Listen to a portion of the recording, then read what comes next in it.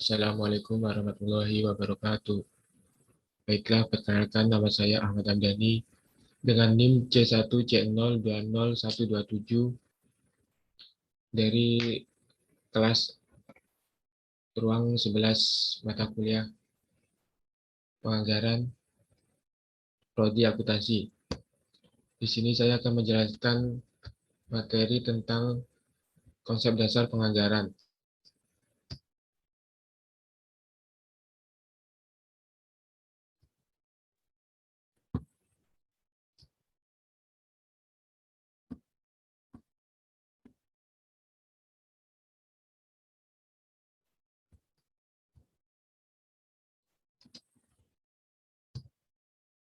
Untuk yang pertama yaitu pengertian perencanaan. Perencanaan secara umum merupakan suatu upaya dalam menentukan berbagai hal yang hendak dicapai atau tujuan di masa depan, dan juga untuk menentukan beragam tahapan yang memang dibutuhkan demi mencapai tujuan tersebut. Pengertian perencanaan juga bisa diartikan sebagai suatu bentuk kegiatan yang sudah terkoordinasi demi mencapai suatu tujuan tertentu, dan juga dalam jangka waktu tertentu.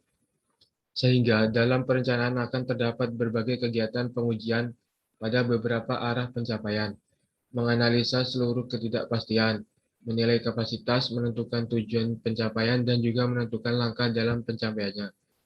Secara sederhana, pengertian perencanaan adalah suatu proses dalam berpikir secara logis dan pengambilan keputusan yang rasional sebelum melakukan berbagai tindakan yang hendak dilakukan.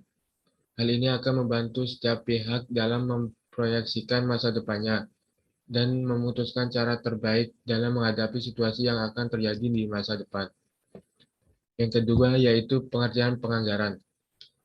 Penganggaran merupakan sebuah rencana yang disusun secara sistematis dalam bentuk angka dan dinyatakan dalam unit moneter yang meliputi seluruh kegiatan dalam sebuah perusahaan atau organisasi untuk jangka waktu tertentu di masa yang akan datang.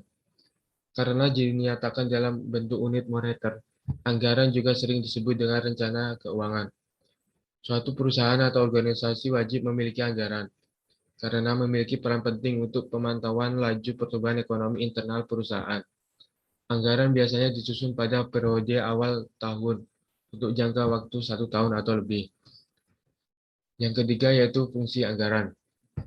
Fungsi anggaran yang pertama yaitu mendorong perencanaan. Hampir semua aktivitas memerlukan perencanaan untuk memastikan penggunaan sumber daya secara efisien dan maksimal. Perencanaan ini dilakukan untuk menentukan tujuan dan sasaran luas perusahaan. Setelah tujuan ditentukan, strategi untuk mencapainya bisa dirumuskan dan jadwal ditetapkan. Anggaran merupakan rincian jadwal dari kombinasi yang diusulkan dari berbagai faktor produksi agar menguntungkan pada periode tertentu. Oleh karena itu, fungsi anggaran ini bisa membantu mengatasi masalah dan menganalisis masa yang akan datang. Fungsi anggaran yang kedua yaitu meningkatkan koordinasi. Meningkatkan koordinasi, adanya anggaran memaksa para manajer untuk mengordinasikan rencana dan aktivitas mereka agar dapat menjalankan koordinasi dengan baik. Biasanya para pemimpin perusahaan memikirkan hubungan antara operasi individu dan perusahaan secara keseluruhan. Fungsi anggaran yang ketiga yaitu meningkatkan komunikasi. Salah satu fungsi anggaran yang cukup penting adalah meningkatkan komunikasi. Dalam organisasi yang efisien, semua anggota perlu mengetahui mengenai tujuan, kebijakan, program, dan kinerja. Mereka harus memiliki pemahaman yang jelas tentang sasaran agar dapat mencapai tujuan tersebut. Fungsi anggaran yang terakhir yaitu fungsi evaluasi. Ketika anggaran sedang dirumuskan, perusahaan menganalisis rencana mereka untuk masa depan dan menyerahkan perkiraan sesuai kebutuhan. Setelah anggaran disetujui, anggaran tersebut akan menjadi target atau batasan pengeluaran yang diinginkan. Yang keempat yaitu jenis-jenis anggaran. Jenis anggaran yang pertama yaitu anggaran penjualan. Jenis anggaran ini menjelaskan secara detail mengenai penjualan perusahaan di masa yang akan datang. Anggaran yang kedua yaitu anggaran bahan baku. Anggaran bahan baku adalah jenis anggaran yang menjelaskan tentang taksiran bahan baku. Dengan kata lain, bahan baku yang dibutuhkan untuk produksi, disebutkan dalam satuan uang dan kuantitas bahan baku. Anggaran yang ketiga yaitu anggaran program.